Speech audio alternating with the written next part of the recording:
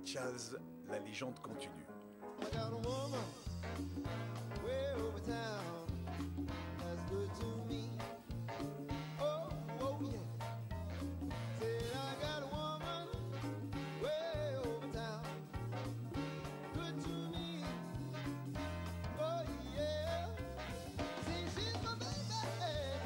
Don't you understand? Yeah, and I'm her lover man. Lorsqu'il meurt à 73 ans d'une maladie du foie, le 10 juin 2004, dans sa maison de Beverly Hills, accompagné de sa famille, Ray Charles laisse derrière lui des chansons exceptionnelles et 12 enfants de 9 femmes différentes. Il lègue à sa mort $1 million à chacun de ses enfants et repose au cimetière d'Inglewood en Californie. C'est le jour de l'enterrement de leur célèbre père que la plupart des descendants vont faire connaissance. Parmi eux, Sheila Ray Charles, l'une des seules à reprendre le flambeau d'un héritage musical impressionnant. Unchain my heart. You don't love me no more.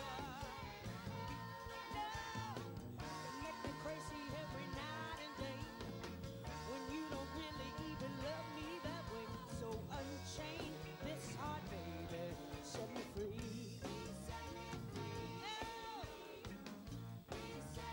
you better set me free. Sa vocation pour la musique est précoce. À 11 ans et demi, elle intègre l'Académie de musique Maurice Allard en Californie. Sheila est alors la plus jeune étudiante jamais acceptée dans cette prestigieuse école et très vite compose ses propres chansons. Une manière d'exorciser une enfance tourmentée. Car, hélas pour elle, la vie n'a pas toujours été un long fleuve tranquille.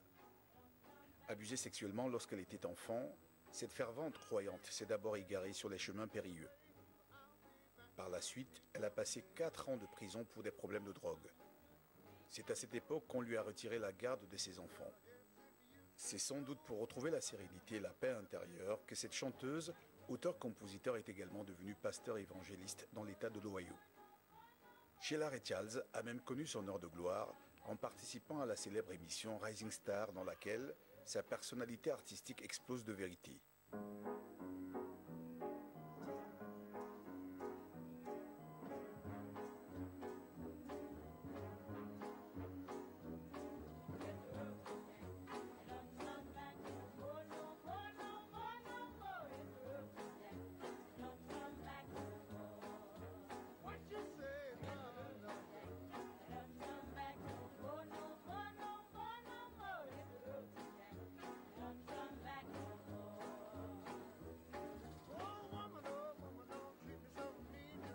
Merci de rester scotché sur les programmes de UBiz News, votre chaîne Info Musement.